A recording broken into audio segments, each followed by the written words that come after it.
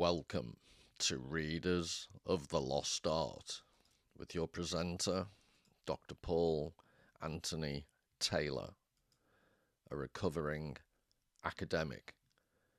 And the title of today's talk is Andrew Tate, Buff Self in a Buffered Manosphere. Hi everybody, and yes, it's uncanny. That's very similar to what I see in the mirror every morning. There he stands, erect, with two thrusting, powerful motor cars on either side of him. It's not phallic at all. Freud wouldn't have a field day. But this, as you will well recognise, is Andrew Tate. And what I wanted to do today was not so much talk about Andrew Tate, but because I don't think he has anything to say that any reasonable person would be particularly impressed by, but what he signifies, what the status of him as an influencer says about the society we live in. So just in a clockwise direction, just looking at some of these images, a collage of the inanity that is Andrew Tate. First of all, you have in a luxury jet he likes to be filmed in. And it just, if I'm slightly disorientated today, just watching the sun coming in the windows there reminded me of, I've just had a shocking experience walking out with the dogs, and it's early March, the time I was filming this, and there was a very odd yellow-orange object in the sky. It was last seen in the UK about 6 months ago. And if you think I'm exaggerating, speak to someone in the UK. It's been an atrocious, miserable winter. But anyway, so he's in a luxury jet. Next, he's next to a luxury car. Luxury is a theme that keeps going. Then the fact that he's such an influencer person, so influential, people want to speak to him. The media, hang on his every bizarre word. And then, of course, there's him with the ladies, which is a topic I'll turn to very shortly. So rather than pay attention to him and the things he said, the outrageous performances, mostly for the camera, I'm assuming, I thought I'd look at his significance in terms of a few things. This is one. Charles Taylor's no relation. He's a Canadian philosopher, and I think his major book was called Sources of the Self. But this is another one called A Secular Age. And it's odd. It's like the curate's egg. It's good in parts, but it's 800 odd pages, and there's a 300-page book bursting to get out. So it's a bit like I can talk. I was going to say bloated and long-winded, both of which qualities I have in spades. But it's one of the ideas I've taken, as you can see in the title, the idea that Andrew Tate is buff, meaning, well cut, a great physique, a gym bunny. Charles Taylor, in his work, it reminded me of the notion of the buffered self, which is a key concept in this book. And the buffered self refers to the type of selfhood that's unique to the contemporary age. And I'll be talking about the notion of we live in a disenchanted age. I'll discuss that specifically. So Charles Taylor is the philosophical background to this talk. And then we have this guy, Adolf Menzel, who's one of my favourite artists, and it's hard to explain. I will do my best during this talk. But in some ways, he's a very unprepossessing artist. He's not that special, but there's just some quality always keeps dragging me back. And he himself was an odd character. I think he was only 4'7". I don't know what that is in centimetres for our continental friends. But very short guy. I think he went to parties sometimes dressed as a gnome, so he had a sense of humour about it. But his artwork, so I'm looking at Andrew Tate through quite an unusual lens of Charles Taylor's philosophical concept of the buffered self, and also Adolf Menzel's artwork. And this is an example of his artwork in which, as you can see, it's quite dramatic. It's called The Iron Rolling Mill of 1872 to, I think it was painted between 1872 and 1875. Now, this was typical of his later work. It's on an epic scale. It's an important topic. I think one of his contemporaries called it the the nickname for it was the industrial cyclops because of this big heated eye at the very centre of the painting. And I don't know whether dramatic's the right word, but it's an epic painting. But what I'm going to do is, I think there are elements of Adolf Menzel's paintings that help you understand the phenomena that gave rise to Andrew Tate that aren't epic. So I'm going to use examples from his early work. So this is called, I think this was Die Balkonzimmer, German for balcony room. And if you have a good look at it, I'll be going into lots of depth. And the idea is that by the end of this talk, I'll have failed miserably if A, you don't enjoy this more than any initial impression might give you, and B, if you still fail to see the relevance of the experience of this painting with the whole phenomenon of Andrew Tate. So I accept it's a bit of a stretch, but it'll be interesting whether you accompany me on this demented, meandering journey. So this is Die Balkonzimmer, the balcony room. I just like speaking a cod German voice, from 1845. And as you can see, no one, I much prefer, I think they were called the private. This was one of his very earliest oil paintings, and he had a private collection that these weren't the paintings at the time that made him famous in his own lifetime. But I think personally, I respond to these much more than his later paintings. And I think this was the first major oil painting he did, which was a year earlier, 1844, and it's called Rear of House and Backyard. So this is what I want to underline. It's not dramatic. Unlike Andrew Tate, it's not glamorous. But I'll be trying to impress upon you why I think looking at this painting and understanding this painting helps us understand the phenomenon of A, the buff itself, but B, by extension, Andrew Tate, the phenomenon.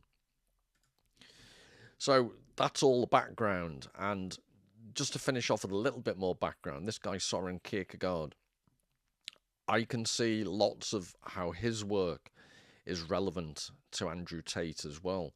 And I'll be, hopefully in future weeks, drawing upon. I want to do much more on Soren Kierkegaard. I think I've threatened him, or you, with him in the past, but I am definitely going to do more. So in particular, he did a work called Repetition, which was published along with Fear and Trembling in 1843. So it's right alongside Menzel's work. And it was written under the name Constantinus. So there's a repetition of the name, as in repetition. So I thought that would be interesting. And this is how it links to Andrew Tate. He also, in a different book, it was Either Or, I think it was, he wrote an essay in that called The Immediate Erotic Stages, or the Musical Erotic. And it was about Mozart's Don Giovanni, which is the Italian version of Don Juan, the Spanish womanizer.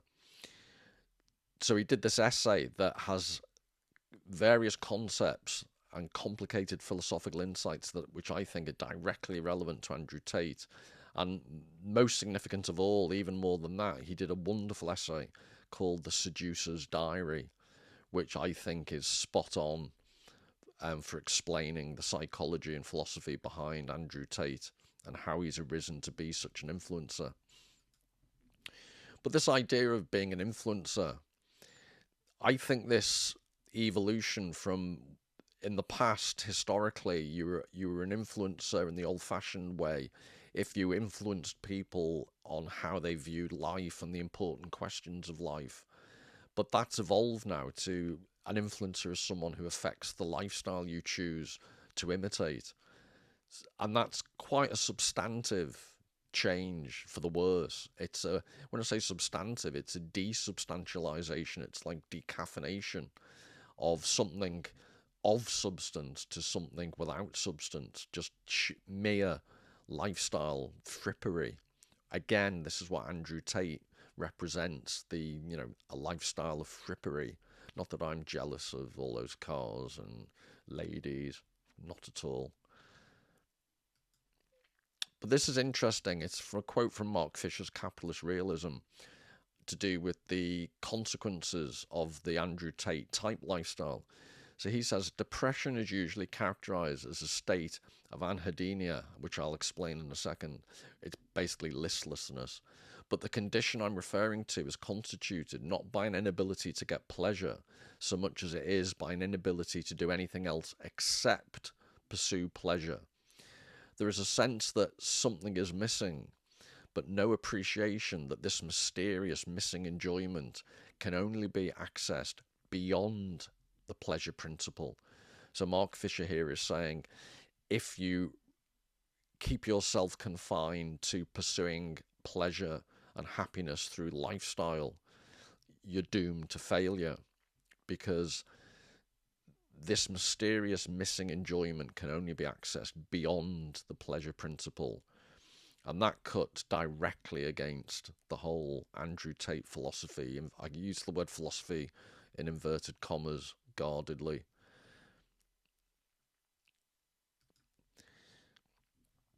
So I just wanted to unpack slightly this concept of Anhedonia, the notion, and this is a scientific paper, so rather than me witter on about my personal interpretation of what it might be, I thought I'd give you a recent scientific paper.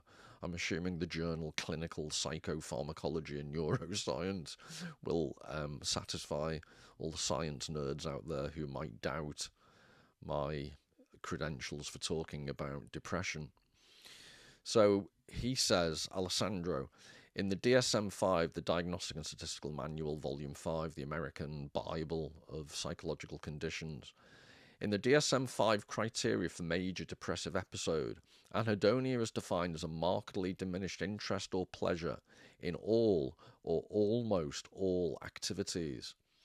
However, anhedonia is a common symptom of several psychiatric disorders, including schizophrenia, substance dependence, post-traumatic stress disorder, anxiety disorders, eating disorders, autism, and neurodegenerative disorders. Anhedonia has been originally characterized by a reduced ability to experience pleasure or interest in normally rewarding stimuli.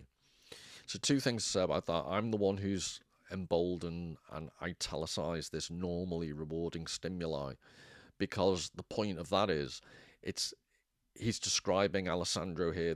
I'll call him Alessandro. I feel like I'm good friends with him. But Alessandro's describing the failure of normal rewarding stimuli to have any effect anymore. So that's part of the deadening. So the Andrew Tate phenomena is premised upon normal, low-level, everyday, be happy with every day, sunny day like today in the UK, this amazing phenomenon.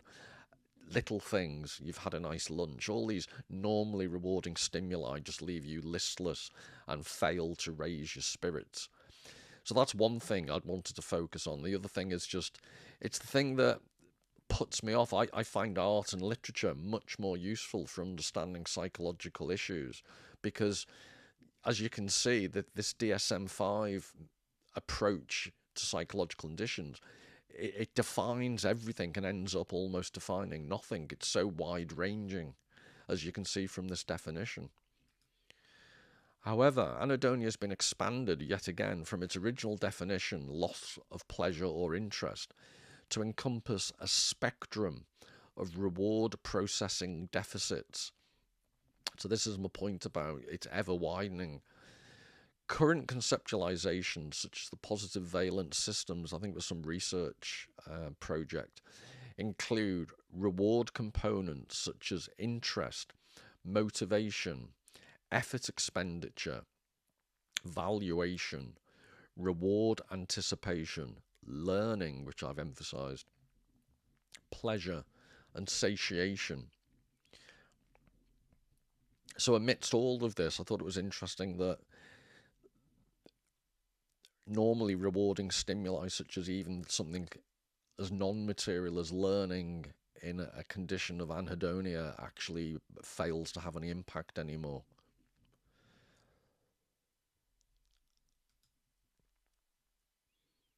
And this is my part of my argument, is that faced with this psychological condition, what's the answer other than just more and more extreme, faster, more expensive, buffer, Andrew Tate type pursuits?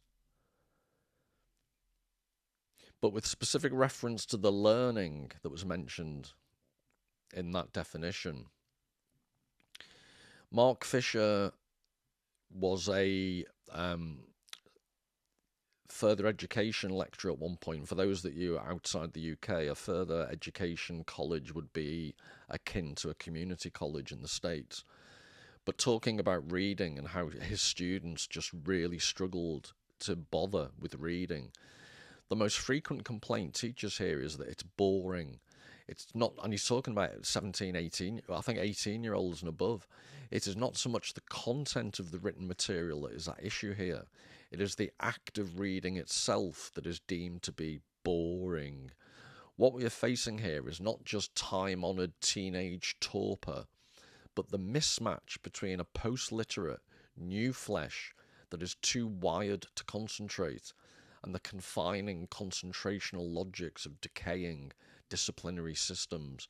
So that last sentence is referring to the old-fashioned discipline of schools and universities that were devoted to the written word, and they were confining and they required concentrational logic, he's calling it. Basically, you had to pay attention and you had to expend some mental energy to get anywhere, but that's beyond the current crop. To be bored simply means to be removed from the communicative sensation stimulus matrix of texting, YouTube, and fast food. Apart from the texting, that's my average day. To be denied for a moment the constant flow of sugary gratification on demand.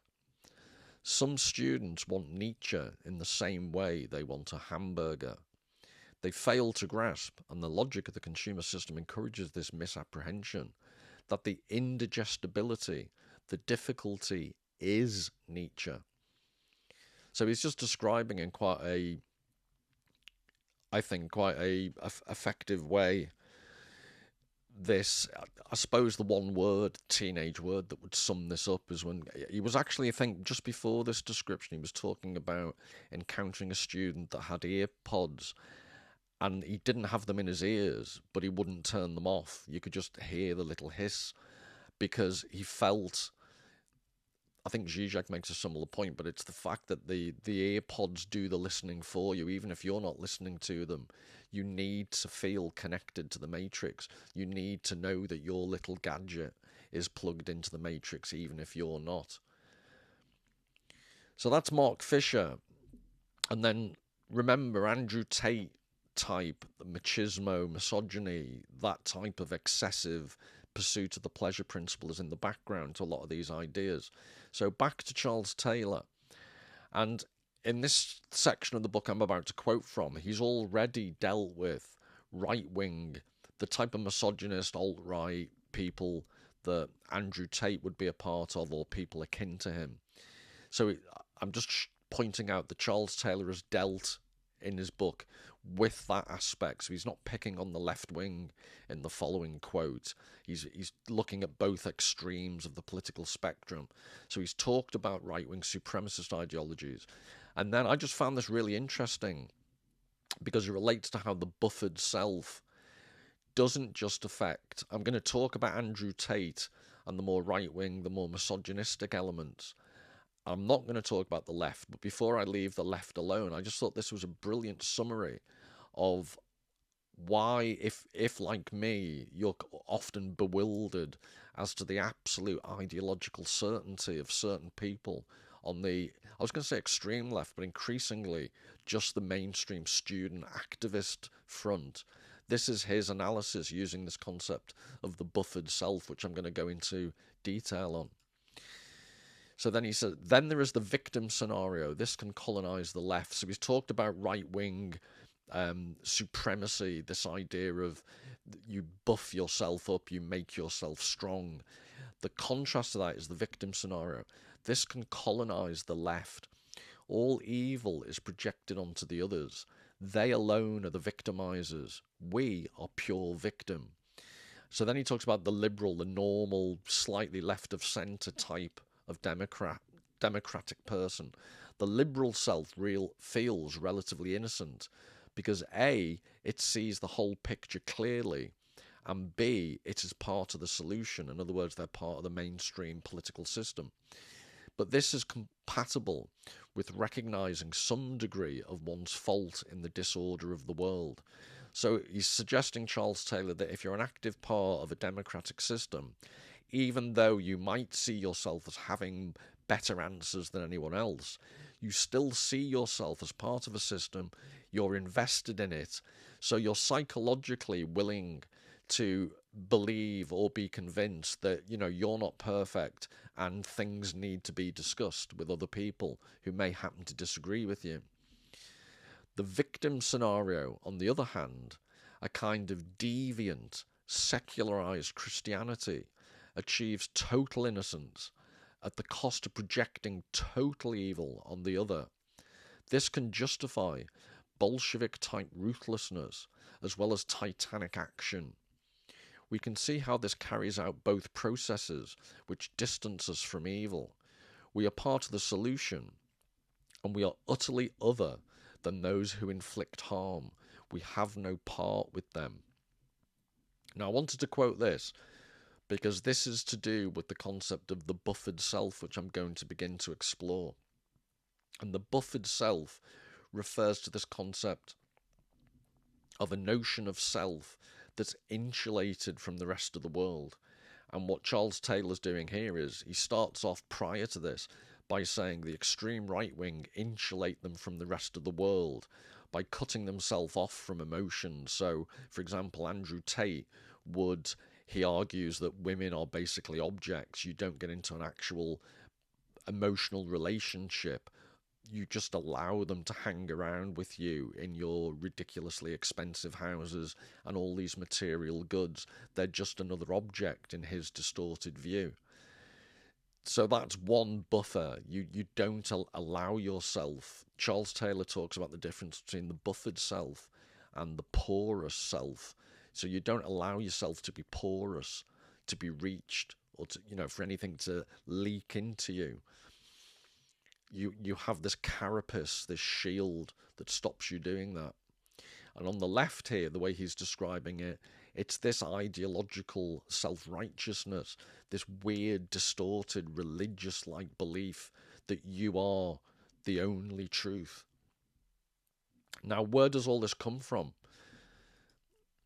Well, in Schiller's work, Friedrich Schiller, who was basically a polymath, he was a dramatist, poet, philosopher. He probably did a bit of science just to show off. But this Getterung, I never know how to pronounce the German umlaut, the dots over the O. I'm guessing something like Entgöttering, but it means the end, and I'm not a linguist. I have a little knowledge of French and Spanish. My knowledge of German is approaching -1. But the best of my knowledge is end is a bit like it's the equivalent of the English UN or DIS. It's a prefix for removing or undoing. So I think literally in German it means the ungodding of nature. So taking away the divinity from nature. And it's a poem, The Gods of Greece. This is a phrase from the poem, The Gods of Greece, which we'll return to right at the very end. So don't say I didn't tell you. So that's Schiller. And then what happens is Max Weber, a German sociologist, in this, they dispute the date. It's either 1917 or 1918, but at the University of Munich, I think it was, he gave a lecture called Science as Vocation. And I think he was influenced by the Schiller phrase, and he said, the fate of our times is characterized by rationalization and intellectualization, and above all by the disenchantment of the world, which is another way of saying the removal of the gods. The ultimate and most sublime values have retreated from public life. That would describe Andrew Tate It's a bit of an understatement. So all of this has been background. So now to talk about more explicitly the concept of Charles Taylor's notion of the buffered self, which he says the buffered self is a kind of immanent frame that insulates the inner from the outer world, thus precluding any sense of the numinous or any notion that nature has something to say to us. Now, the word numinous is interesting. It just means religious or spiritual, or more widely, anything that's mysterious or awe-inspiring. And it's a theme of Charles Taylor that in the modern, contemporary, technologically drenched world, we've lost out on the numinous. It's much more about personal feelings and personal control of how you want to see the rest of the world. So that's the concept of the buffered self and this immanent frame. And in the artistic examples I'm going to give you in the second half of this talk, the immanent frame, I'm contrasting that with Menzel's paintings and the idea that the immanent frame, in good art, the frame is open, it's porous, you respond, you're drawn into the art in a way that is the opposite of what Charles Taylor's describing here. The enchanted world, in contrast to our universe of buffered selves and minds, shows a perplexing absence of certain boundaries which seem to us essential. So I'm really going to pursue this perplexing absence of certain boundaries. I've italicized and emboldened that. If you can remember that phrase, when we look at the Menzel paintings, that is the key motto to have in the back of your mind all the time. So for the modern buffered self, the possibility exists of taking a distance from, disengaging from everything outside the mind. My ultimate purposes are those which arise within me. The crucial meanings of things are those defined in my responses to them. Me, me, me, me, me. It's the opposite of good art, which takes you out of yourself. As a bounded self, I can see the boundary as a buffer, such that the things beyond don't need to get to me, to use the contemporary expression. That's the sense to my use of the term buffered here. This self can see itself as invulnerable, as master of the meanings of things for it. So this notion of a bounded self that sees itself as invulnerable, as master of the meanings of things for it. This, and keep trying to drag this back to the concept of Andrew Tate, because this, I'm suggesting, is his phenomenon.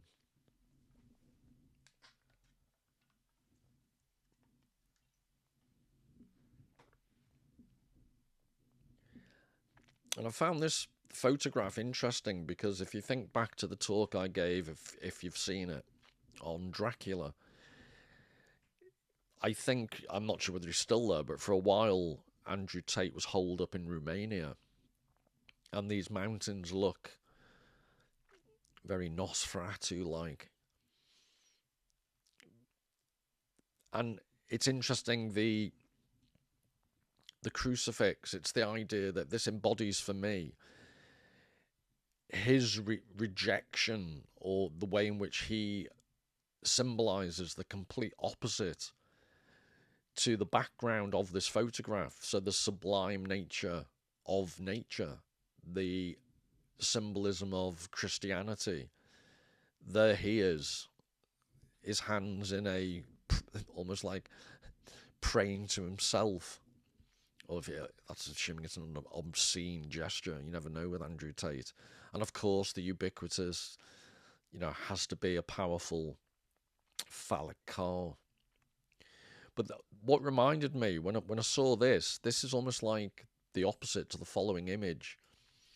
So this is Caspar David Friedrich, Wanderer Above the Sea of Fog, famous painting.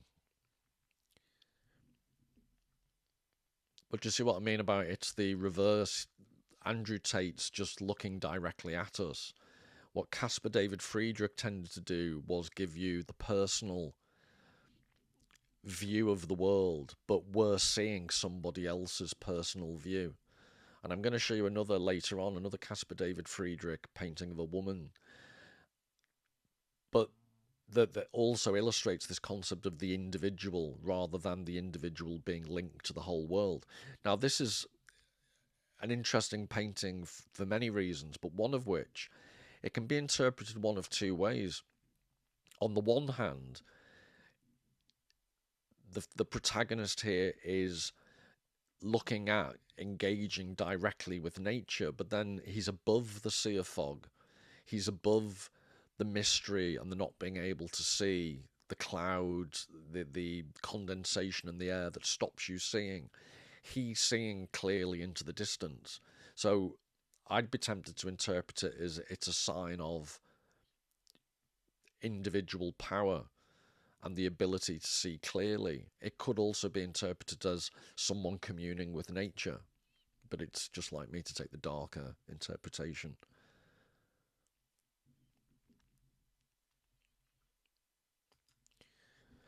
But back to Charles Taylor, and he says, perhaps the clearest sign of the transformation in our world is that today many people look back to the world of the porous self with nostalgia, as though the creation of a thick emotional boundary between us and the cosmos were now lived as a loss. So I did mention this notion of the porous self. Whatever the faults of the past, historically, we've been more in touch with the world around us through cultural resources. So I'll give you the specific example. In Western Christianity from medieval times, the Middle Ages, as just one example, I'm going to give you examples from art and literature that describe how the world you experienced as your average person was drenched with symbolism and your belief system, so that you were inevitably a porous self. But that is the opposite of today. The aim is to try and recover some measure of this lost feeling. So people go to movies about the uncanny in order to experience a frisson. Our peasant ancestors would have thought us insane. You can't get a frisson from what is really, in fact, terrifying you. So I thought this was an interesting point. Like I said, it's an 800-page book of Charles Taylor. I read it so you don't have to. But there are little nuggets in it that are really impressive. So this idea that, you know, people do go to the cinema and watch horror films to be not, and this is the point, not to be truly terrified. They want a frisson. They want a hint of what it's like to be truly horrified and, you know, scared without having to be scared truly, you know, to the depths of your soul. So to illustrate the difference and what's been lost in today's world, where going to the cinema to be scared is the closest we might get. I'm going to show you a combination of good old Hieronymus Bosch, various paintings of his to do with hell and the afterworld, the underworld. And I'm going to, if you'll indulge me, read a short section of a novel called Morality Play, which I'll explain in a second. But this is just one of the Hieronymus Bosch images. This is The Last Judgment from 1500.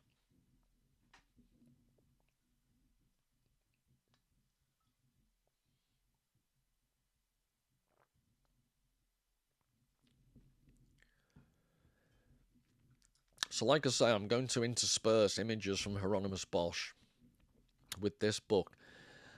And just to explain, it says underneath there, Booker Prize winner 1992. He got Barry Unsworth got the Booker Prize for Sacred Hunger, which is a book about the slave trade. This was 3 years later, 1995, and I'm trying to remember when Barry Unsworth, he's dead now, but I think he died probably 2012, I think, if my memory serves me correctly. And I thoroughly recommend this book. I'm not claiming for a second it's a world classic of literature, but if you like historical literature, it's a relatively easy read, but it's actually, I think, very nuanced and clever because it's dealing with very substantial issues. in a very reader-friendly way. And I won't give you the full plot, but it's set in 14th century England in the northeast from memory. And the Black Death, the plague, has hit. So half the population's been wiped out. You can just imagine, and it's set the scene I'm going to read and then show you Hieronymus Bosch in the middle to break up the text. It's is it December? It's a winter's day, and there is something about it's not. I've spent a month in Finland in the middle of winter, so I know what cold is. But there is something about British English winter where it's not just the cold, it's the wet and the wind and all these things combined. And then if you think in the 14th century, lack of good nourishment, no Gore-Tex in the 14th century, so your clothes are crap, your diet is rubbish, you've never got enough to eat. I'm not selling the 14th century, am I? So, you're really, really cold. So psychologically, you're drenched in symbolism, you're drenched in a religious belief system, but you're also susceptible to, you're suggestible, I should say. And this is what's described. There are various characters that are referred to in the text. So Tobias, Springer, and Stephen, I think, are three of them. So they're just characters. It's not important. But anyway, I'll stop wittering and just describe. But what I think it does, that this description is the main character, Stephen, what he sees coming over the brow of a hill. I think there really is a miserable read. I'm trying to think because he's met up with a gang of travelling actors, and he's a priest who's run away from the priesthood. He's run away from his archbishop, and on the back of the wagon they're pulling is one of their dead friends who's died. They need to bury him. And it's snowing, and it's cold. So that's what a happy scene it is. I was standing a little apart just under the roof at the roadside. For no particular reason, I moved forward a little and looked down the road towards the town. The snow made a mist, and at one moment there was nothing but this mist, and at the next there were dark shapes in it, advancing slowly up the hill. Two riders, and with them a great black beast whose head rose high as theirs, and it had red eyes, and above its head there moved with it a shape of red, dark red in the white of snow. And I knew this for the flame of the beast's breath, and I knew what beast it was, and what manner of riders these were, and I crossed myself, and I groaned aloud in my fear, seeing that the beast had come, and my soul was unprepared.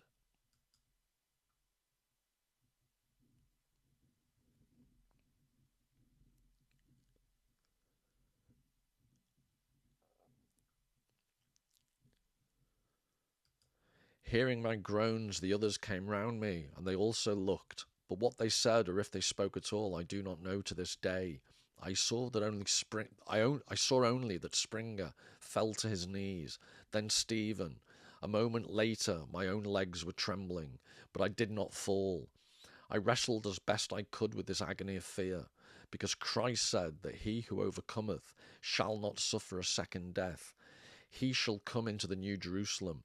And I knew also that the witnesses in Revelation that were slain by the beast from the pit later ascended into heaven.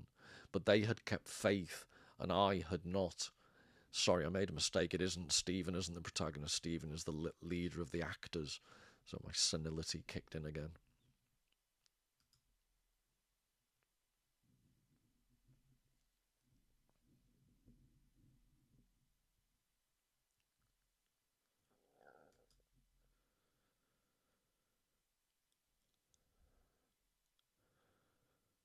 So these are all details from the Last Judgment, Hieronymus Bosch.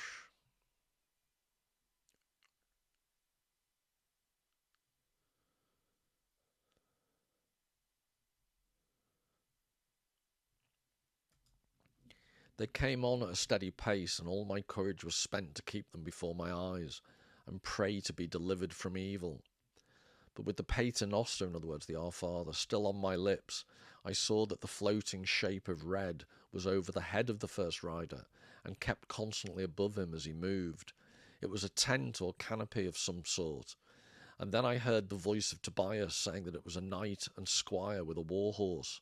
And I saw Stephen scramble to his feet and offer to help Springer up, as if his only purpose from the first had been to perform this service.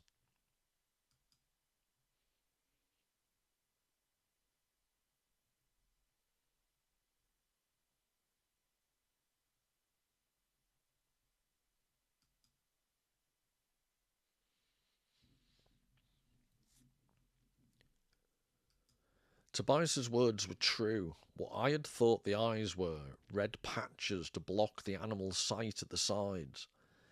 And after some moments more, I saw that there was a long tourney lance slung along its flank and projecting before and behind. Over the head of the leading horseman there was a cover of some red stuff, perhaps silk, wetted now, very thin. The dull light came through it and fell on the pale face of the rider. The horse he rode was a black stallion, which lifted its head and snorted at the touch of the snow. The one behind kept his head lowered, and the long plume of his hat came over his brow. But as they drew nearer, I knew him for the squire who had helped stable the horse, this same restive palfrey, at the inn the night before.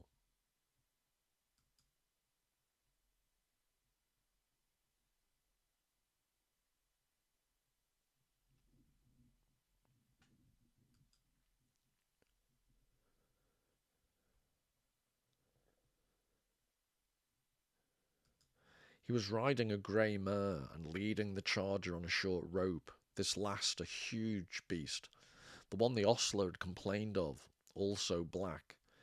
The shield lay on the saddle bow, and I saw again the crest with coiled serpent and bars of blue and silver.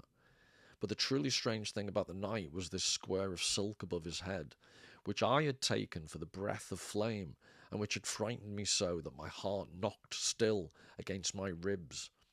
It seemed of his own devising, resting on canes attached to the girth trappings of the horse, two before and two behind, and at its forward edge hanging down in fringe, protecting him in large measure from the snow that came against his face.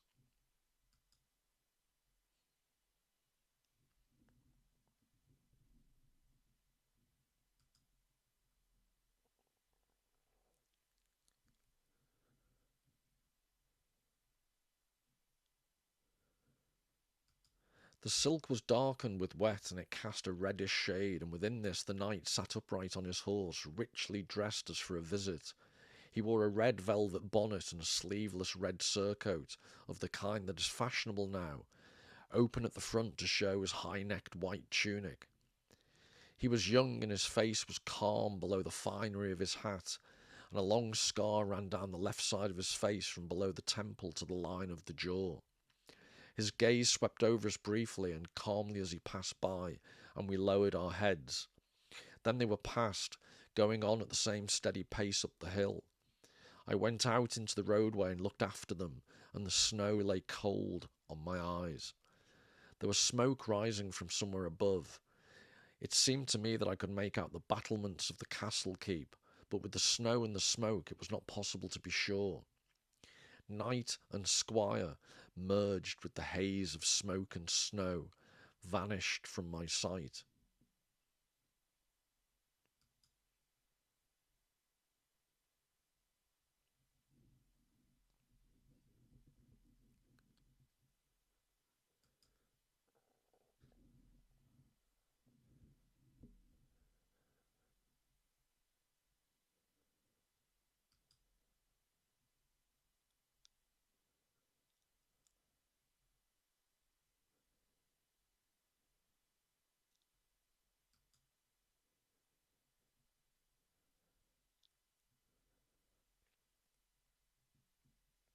So that last one is Christ's descent into hell by a follower of Hieronymus Bosch, they think. And that was from the Netherlands, second quarter of the 16th century.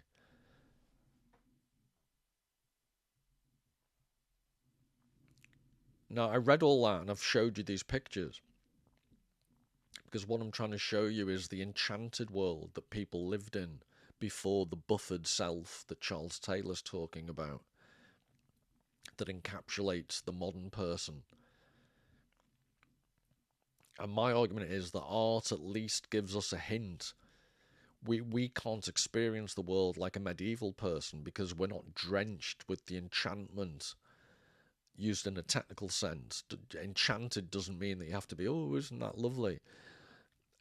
Or it's strictly magical. It's the concept that the spiritual, the idea that there are supernatural forces or there is something greater than you, is infused.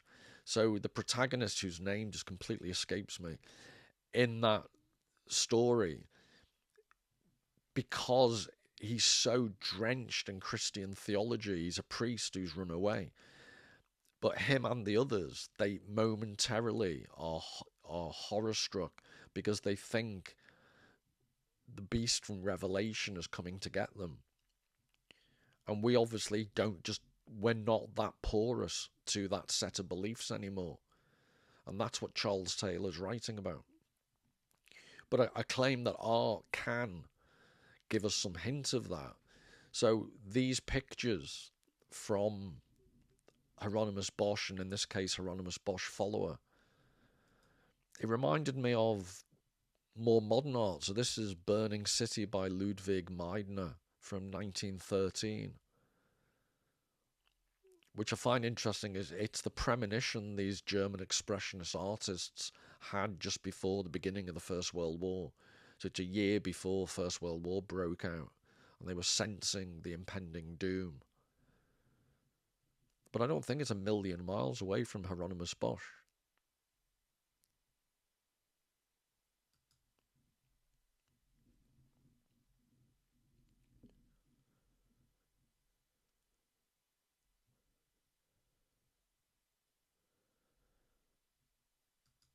And I was going to say I love, or this is one of my favourites. It's a bit, not something to be actively enjoyed in that sense, but this is, I think, called The Incident in the Suburb from 1915.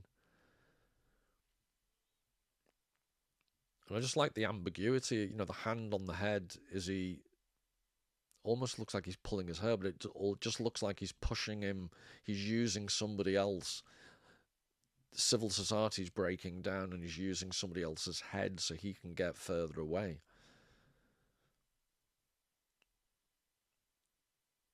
So this is part of the way in which art portrays a more enchanted world, but in this particular case, he's actually, in some senses, portraying the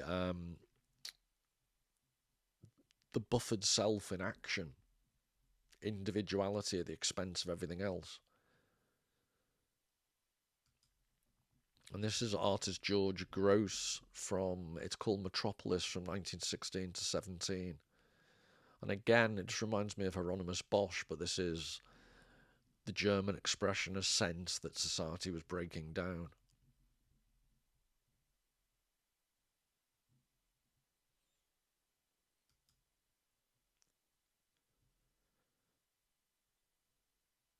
And why I'm showing you all this, just to repeat, is I'm trying to give you the cultural context, the historical context, the deep context that leads to someone like Andrew Tate becoming an influencer.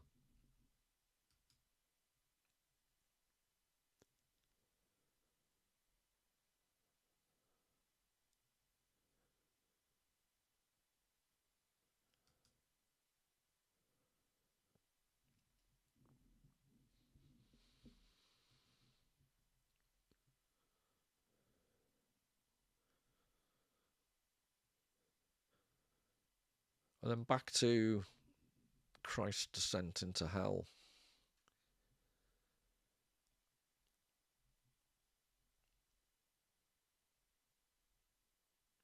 I find this, I don't know about you, but this is they associate this with, it's a detail, but they associate it with the hanging of Judas Iscariot. I just find it really haunting. So this is the idea that, the ability of art to portray an enchanted world. It doesn't have to be all happy clappy. The notion of enchantment can be positive and negative. It's just about depth of feeling, depth of immersion in a symbolic or cultural tradition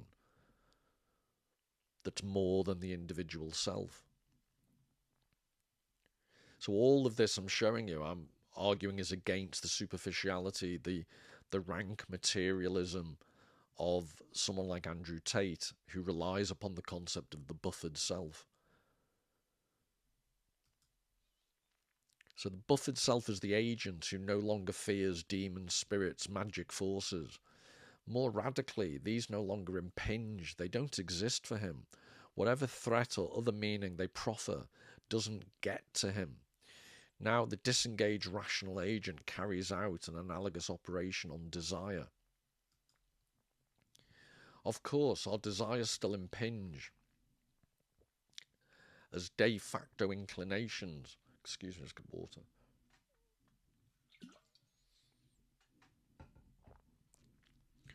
Of course, our desires still impinge as de facto inclinations, but they are deprived of any higher meaning or aura. They are just de facto solicitations. We ought to be able to stand back from all of them and determine rationally how we should best dispose them. So these are claims being made by Charles Taylor. But then you have Andrew Tate, the Hustlers University, and he plays on words. He had the, forgive the vulgarity, but pimping hose degree was his version of a PhD.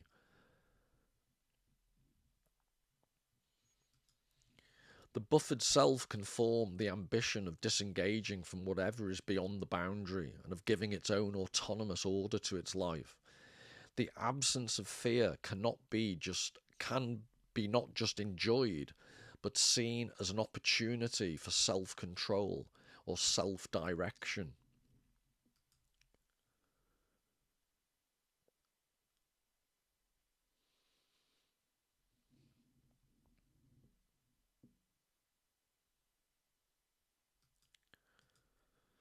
So for Plato, my sexual desire for a beautiful person is a dim, distorted recognition of the idea of beauty which my soul longs for.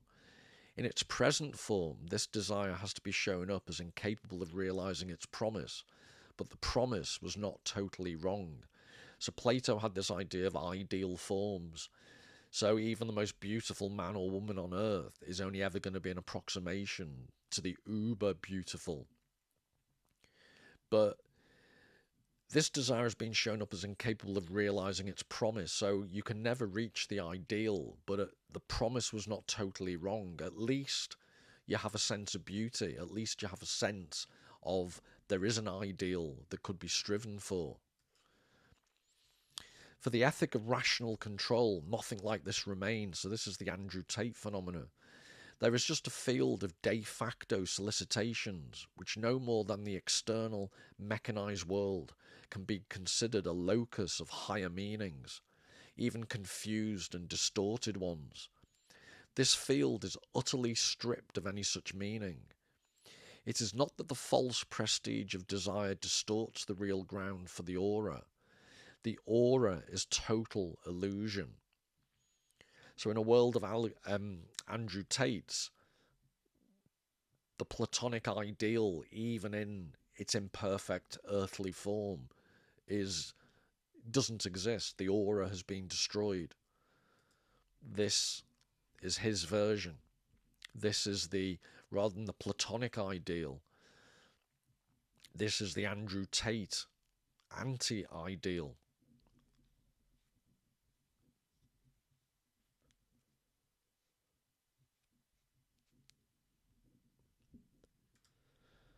And then I think I'm about to now talk about the Menzel paintings and link this to the whole Andrew Tate phenomenon, and to show that against the concept of the buffered self, art makes the individual self potentially much more porous. So against Andrew Tate is potentially the world of art. And when I look at the Menzel paintings, in particular the one about the balcony room, I'd ask you to keep this quote in mind.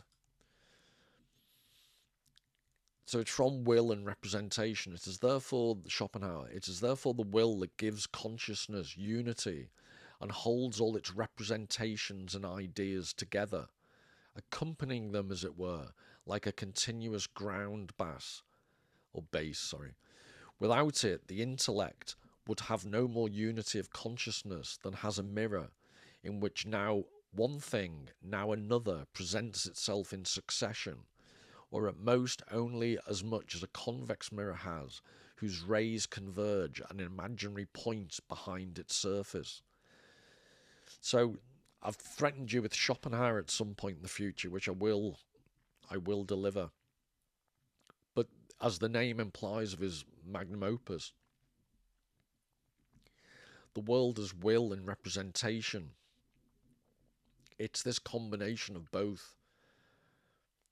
And arguably what we're living in, this concept of the matrix that people often refer to, welcome to the desert of the real, that is the world of pure representation. And I think a Schopenhauer's interpretation would be there isn't enough interaction of the will and the representation.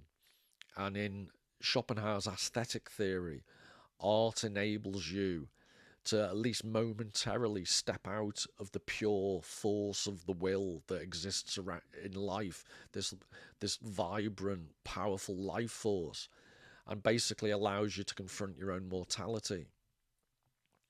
So representation and will are held in some type of synergy in art. Whereas I would argue people like Andrew Tate just take the representation, the sheer materialism, and they abuse it with pure selfish will, but there's no balance. And this is an interesting painting to give you artistic illustration of the points I'm trying to make. This is Woman at the Window from 1822 by Caspar David Friedrich. And if you think back to what Charles Taylor was saying about the buffered self and the layers of insulation that we create, there's a number of things you could say about this painting, but basically you're seeing, again, this is what Caspar David Friedrich does, you're looking at someone's individual point of view from behind. So you're seeing how somebody else sees the world, but you're very isolated. It's very clear that this is their point of view that you're witnessing. There's the window frame. First of all, the woman is dressed so that she, like a chameleon, almost blends in with the surroundings. That's one buffer. She's then in a window casement, which is another buffer. She's looking through a window casement, which is another buffer. And above, it's almost like crosshairs of, talk about point of view. This is like the crosshairs on a telescope, on a rifle. This is how individualistic, this is how buffered up this individual is.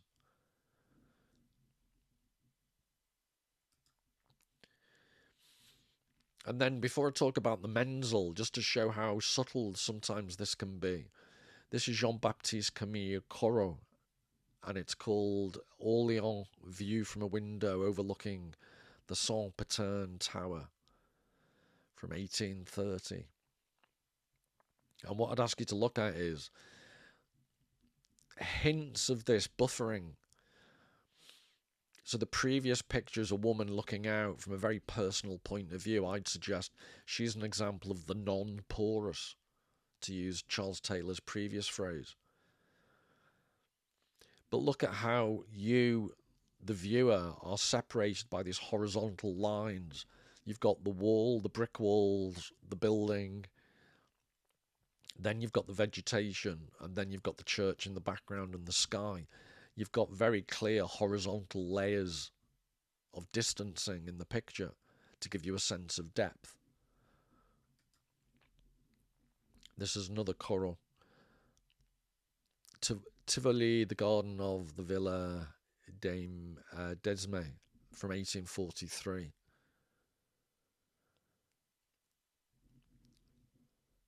And again, you've got the figure in the foreground sitting on the wall. You've got the vegetation. And then you've got the mountains and the sky. You've got three layers of clear demarcation. That's how you're seeing the external world. And why I'm so fascinated with Menzel, this was one of his early paintings, Berlin rear buildings in the snow, from 1847, 1848. And notice how it's much messier. Those layers I've just shown you just don't exist in this Menzel. And in the foreground, you'll see this inverted. When we look at the rear courtyard painting, he uses the scratch technique that's at the bottom of this painting. He uses it at the top of the rear courtyard painting I'm going to show you.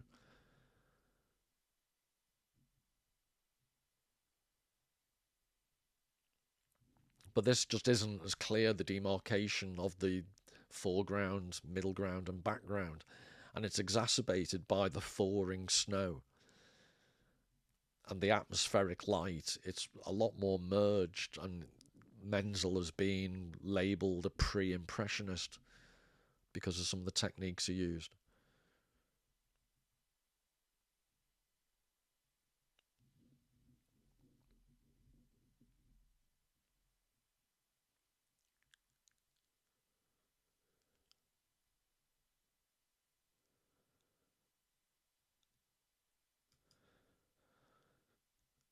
Now, believe it or not, this is one of my favourites. So if you can have a good look at it, this is the whole painting, and then I'm going to narrow, do close-ups and various sections of the painting.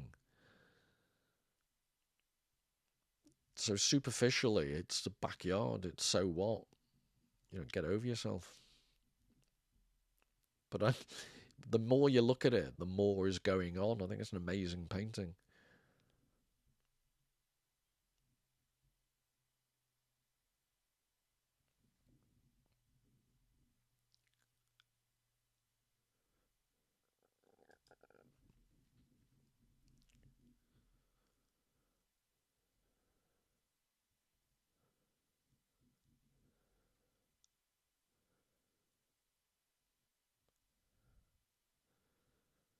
So one thing, there are so many things, but I just wanted to give you a taste of Menzel's quality as a painter that encourages a porous experience, to use Charles Taylor's term.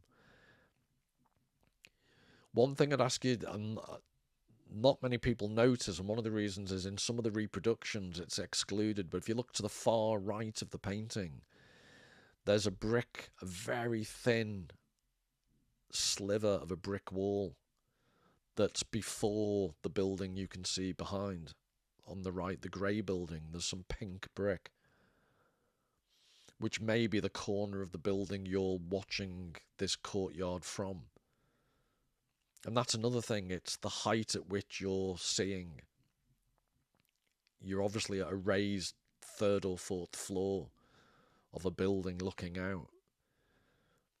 But what makes this so interesting from the perspective of what I've been talking about is it's the lack of clear, demarcated levels. It's quite chaotic. This is relevant for the balcony room painting. The way in which the foreground is quite blurred, as in the previous one of the Berlin roofs in the snow. Menzel does this thing where he deliberately makes the foreground blurry, because if you're looking out, you'd be concentrating on the mid and the distance.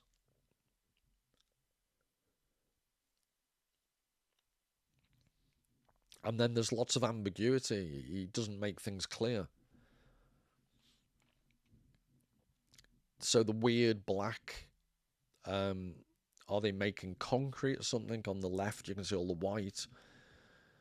But there's like the funnily contraption.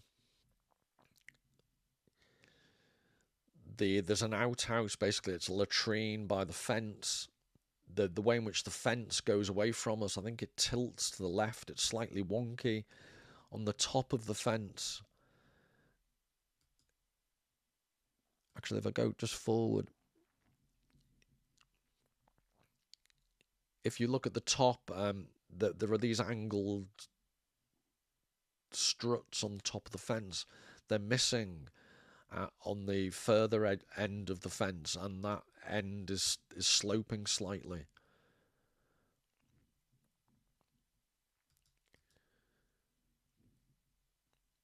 There's the sense of it's blurry in the foreground, so the wind, you get that sense that the bushes might be blowing, but that's exaggerated by the washing on the line.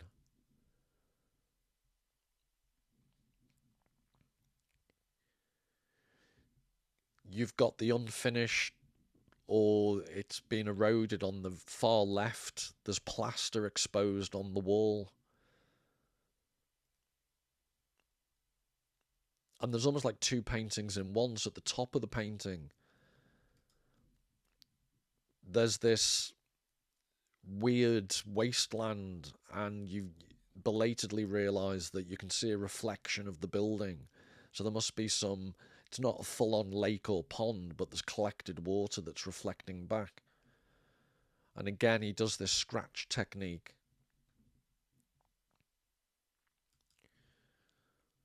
So the black building in the distance, there's a scratched effect. You can see from this, there's a little boy, what looks like a little boy playing on some type of wagon. On the left-hand side, there's what's probably his father in a white shirt. And then the gate goes out, and it looks like there are small kids playing on the wasteland. It's quite dystopian, this like almost like factory-like.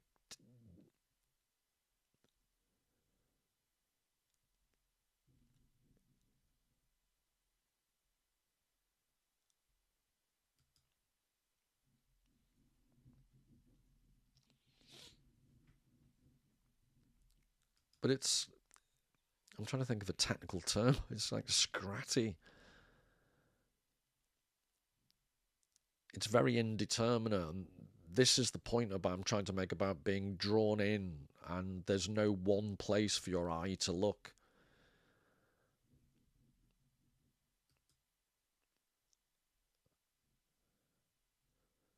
And little details you might not notice, but you can see in the mid left there's a ladder, a disused ladder, which I think's like a little almost semi-code in Menzel's work. He likes his ladders, which might be because he was 4'7". Bit catty, but there you go.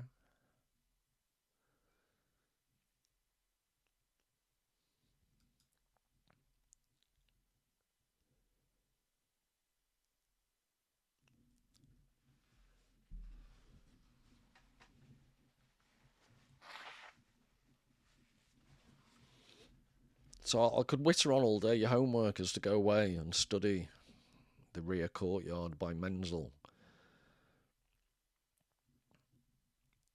But it's just the more you look at it, the odder and the more involving it is as a painting. And I just, again, just sorry to repeat myself, but to take you back to the Corot, they are very clear. The distance is all mapped out, whereas this is much more of a mishmash.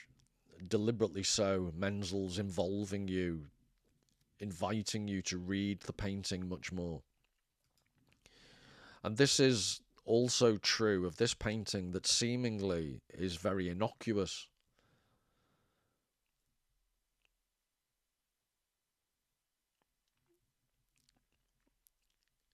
So just an initial look, it's an empty room, couple of chairs, curtains, windows open, mirror, weird shape on a wall. You know, there doesn't seem to be a lot going on. But don't worry, I haven't had a stroke, but I'm going to re-quote the Schopenhauer. I do appreciate I've shown it before. It is therefore the will that gives consciousness unity and holds all its representations and ideas together, accompanying them, as it were, like a continuous ground base. Without it, the intellect would have no more unity of consciousness than has a mirror, in which now one thing, now another presents itself in succession, or at most only as much as a convex mirror has, whose rays converge at an imaginary point behind its surface. I think Menzel's balcony room painting is almost a commentary on this quote. He's asking you to think of the act of consciousness. That's what the painting encourages you to do.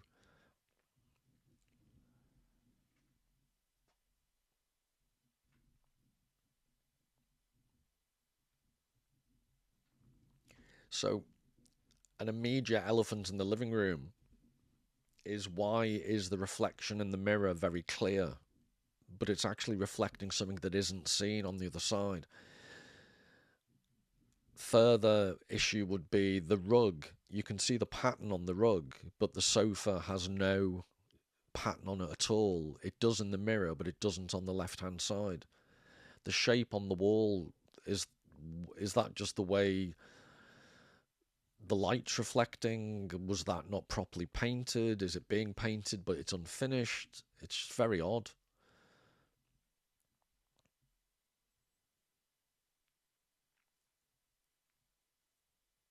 And again, if you look at the floor, it takes the ground from under you in a way, a bit like looking back on the rear courtyard. You're looking down, it's a bit vertigo inducing.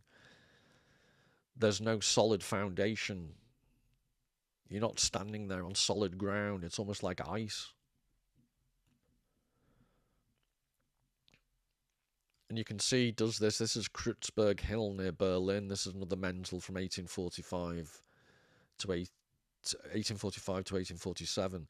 Two things I'd say. One is the foreground is all scatty again.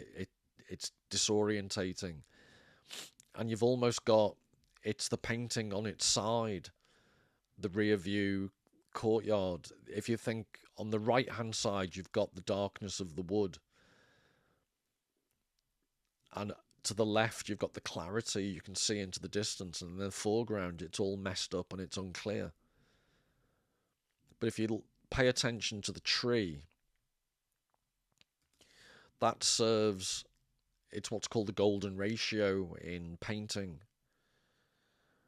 and you can see how that's been utilized in the painting. So that's mathematically, algebraically, how it's done. A plus B is to A as A is to B.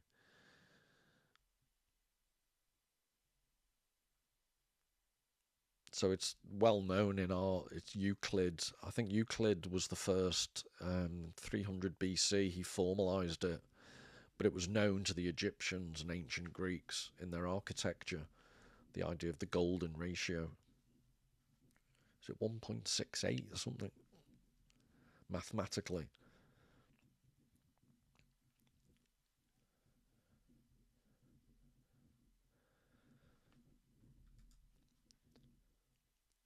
But you can see the edge of the weird shape creates the golden ratio.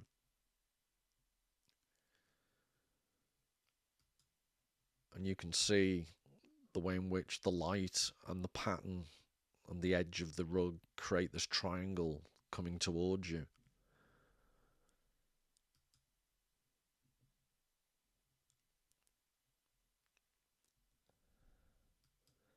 And you could even see the golden ratio in the iron rolling mill painting.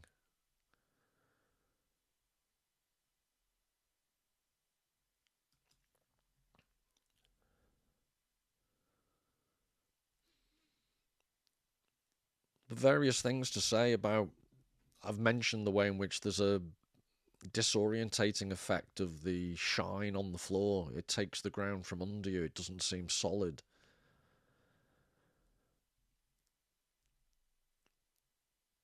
I just love the way that the light shines off the base of the chair on the left. It shines off the top. But what's interesting is that the shining off the top of the back of the chair on the right is from the window that you can't see, that's letting light into the room from the right.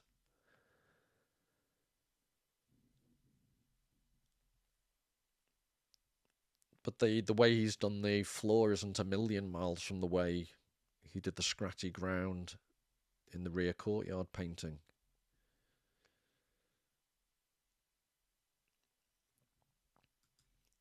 And then you could argue it's an unfinished painting because of the way the left of the room, there's not enough detail. But look at the detail at the top of the curtain rail, the pattern on the gauze-like curtain, the pattern on top of the ceiling. And just as further evidence that light is coming in from the right, if you look at the lampshades, the one on the right is being lit, the one on the left. So there's all these dualities as well of one dark lampshade, one lighter one. The way in which the mirror has these two little ornaments at the top. The way in which you've got two chairs. The way in which the reflection in the mirror it's ambiguous. Is it the reflection in the mirror from the chair on the right or the one on the left?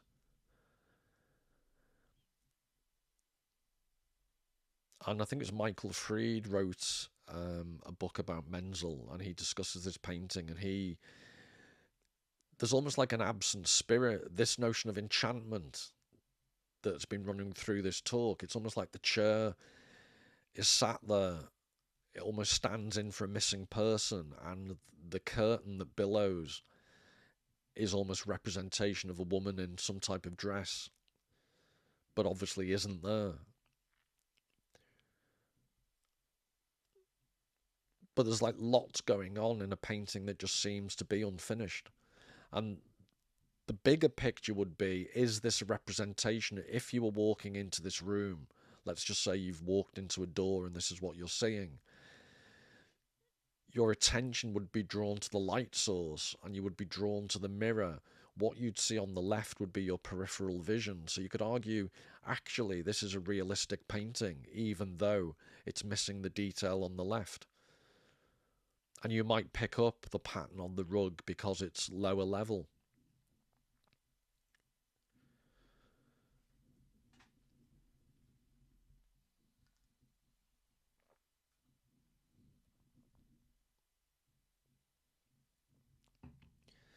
And then I'd be interested if you've noticed the cat just by the right-hand chair.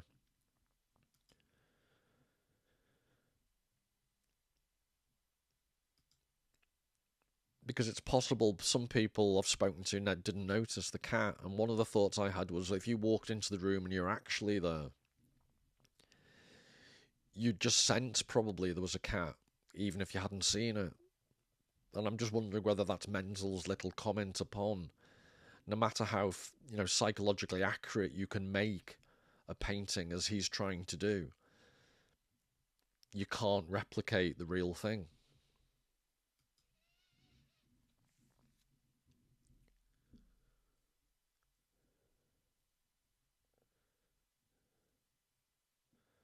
And the little details, so if you look at the French windows with the lights coming in, you can see it's wooden, the base is wooden. But if you look at the painting just straight on, I don't think most people, it looks like the windows are glass all the way down, when actually they're not. And you can see that from the reflection on the floor. It's blocked off and then there's light.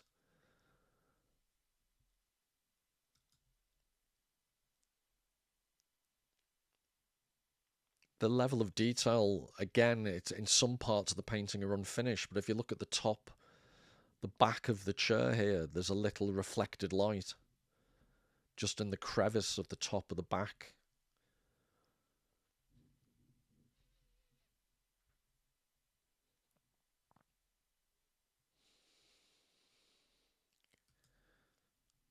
There's the detail of whatever the painting or photograph is in the frame, within the frame of the mirror. So all of this, I'm just hopefully convincing you that when you look at a painting by Menzel like this, you can't, it's much more difficult to buffer yourself and feel you're totally in control of the interpretation of what you're seeing, that it's only up to your interpretation. An artist as clever as Menzel makes you do work, he makes you be not sure of what's going on. He gives you the impression that you're experiencing something. In some small way, it's this sense of enchantment that is otherwise lacking in a world in which art and literature have increasingly gone, but definitely, compared to the earlier part of this talk, the notion of the gods have left. There isn't this medieval sense of the richness of the enchantment of living in a symbolically and culturally rich religious environment. And to finish on that note,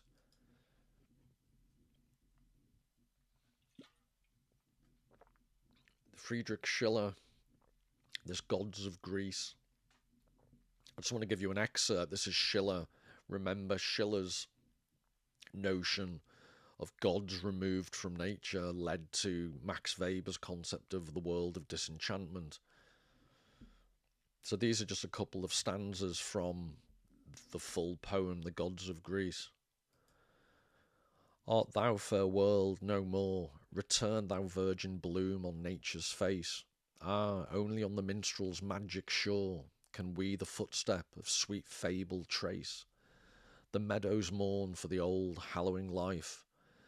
Vainly we search the earth of gods bereft, where once the warm and living shapes were rife. Shadows alone are left. Deaf to the joys she gives, blind to the pomp of which she is possessed, unconscious of the spiritual power that lives around and rules her by our bliss unblessed, dull to the art that colours or creates, like the dead timepiece, godless nature creeps her plodding round, and by the leaden weights the slavish motion keeps.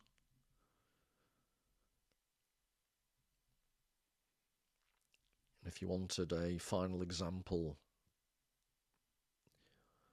of a nature that's had its gods removed, whether the monotheistic god or the pagan gods, we definitely live in disenchanted times, and this is what we're left with.